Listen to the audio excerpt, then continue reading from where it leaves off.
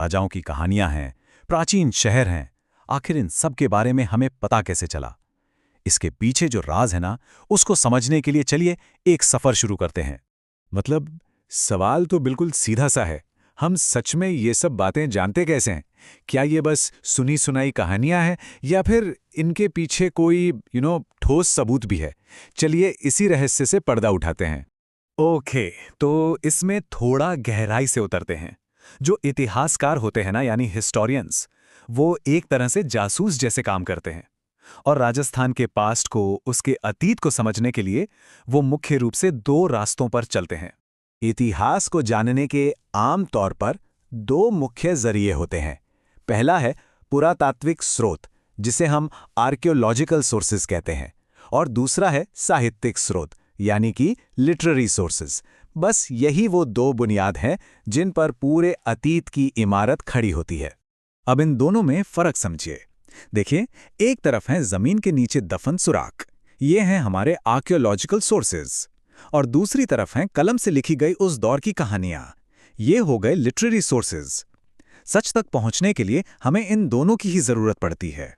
तो चलिए सबसे पहले रास्ते पर चलते हैं, जमीन से निकले सच की खोज यानी आर्कियोलॉजिकल इन्वेस्टिगेशन की दुनिया में।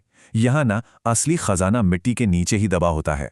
लेकिन इस सच को खोदने के लिए एक ऑफिशियल टीम तो चाहिए थी ना? ऐसे थोड़ी ना कोई भी जाकर खुदाई शुरू कर देगा। हिस्ट्री के जासूसों की एक पूरी टीम जो कायदे से सिस्टमैटिक तरीके से इस काम को अंजाम दे सके। और बस यहां से शुरू होती है हमारे असली हीरोज की कहानी। साल 1861 में अलेक्जेंडर कनिंघल ने आर्कियोलॉजिकल सर्वे ऑफ इंडिया यानी एएसआई की नींव रखी।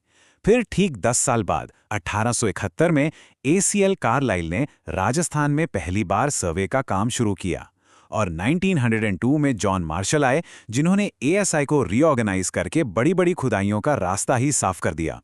तो सवाल ये उठता है कि आखिर इन पायनियर्स को जमीन के नीचे से आखिर किस तरह के सुराग यानी क्लूज मिले? ऐसी क्या चीजें थी जिन्होंने राजस्थान के इतिहास पर रोशनी डाली? उन्हें मिले अभिलेख यानी पत्थरों पर लिखे हुए शाही फरमान। उन्हें मिले अलग अलग तरह के सिक्के जो उस दौर की इकोनॉमी के बारे में बताते हैं। बड़े बड़े स्मारक और भवन मिले जो उस समय के आर्किटेक्चर की कहानी कहते हैं। मूर्तियां, चित्रकला और ताम्रपत्र यानी तांबे की प्लेट्स पर लिखे गए जमीन के रिकॉर्ड्स। इन पायनियर्स के काम ने एक ऐसी आग जलाई जिसने आने वाली पीढ़ी के खोजियों को, एक्सप्लोरर्स को बहुत इंस्पायर किया। अब उनके काम को आगे बढ़ाने के लिए नए चेहरे सामने आने वाले थे। और फिर आई एक नई पीढ़ी। HD. Sankalia, VN. Mishra, RC. Agrawal, BB. Lal, AN. Ghosh और दयाराम साहनी जैसे बड़े बड़े महारथियों ने इस विरासत को आगे बढ़ाया। उन्होंने राजस्थान के इतिहास की इस अधूरी तस्वीर के जो बिखरे हुए टुकड़े थे ना, उन्हें जोड़ा और हमारे लिए उस तस्वीर को और साफ बनाया। अब अपने दूसरे रास्ते पर चलते हैं। जमीन के सुराख तो हो गए, अब बारी है कलम की ताकत की, यानी वो सब कुछ जो उस जमाने में लिखा गया।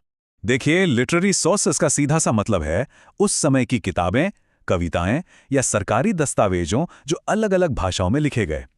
ये हमें सिर्फ ये नहीं बताते कि क्या मिला, बल्कि क्यों हुआ और कैसे हुआ, वो पूरा कॉन्टेक्स्ट भी देते हैं। और राजस्थान का जो लिखा हुआ इतिहास है वो तो कई भाषाओं में मिलता है। एक तरफ संस्कृत के बड़े बड़े ग्रंथ हैं, तो दूसरी तरफ राजस्थानी भाषा में लिखी वीर गाथाएं हैं। इसके अलावा हिंदी के ऐतिहासिक लेख और प्रकृत और जैन साहित्य भी है। हर एक में इतिहास का एक अलग अनमोल पहलू छुपा हुआ है। तो अब हमारे पास दो तरह के सुराग हैं, एक जो जमीन से निकले और दूसरे जो कलम से लिखे गए। लेकिन असली कहानी तो तब बनती है जब इन दोनों को एक साथ जोड़ा जाता है, और ये एक ऐसी कहानी है जो शायद अभी भी पूरी नहीं हुई है। तो सबसे जरूरी बात यही है कि असली इतिहास तब सामने आता है जब जमीन से मिले सुराख और किताबों में लिखी कहानियां एक दूसरे से मेल खाने लगती हैं। सोच के देखिए, जब एक सिक्का किसी राजा के बारे में बताता है और उसी राजा का जिक्र किसी पुरानी किताब में भी मिल जाता है, बस तभी इतिहास जिंदा हो उठता है। तो आखिरी सवाल जिसके बारे में सोचना बहुत जरूरी है, क्या हर नई खोज के साथ, चाहे वो जमीन से निकला एक छोटा सा बर्तन हो या कोई पुराना सा ग्रंथ, इतिहास फिर से लिखा जाता है? शायद इतिहास कोई पत्थर की लकीर नहीं, बल्कि एक बहती हुई नदी है,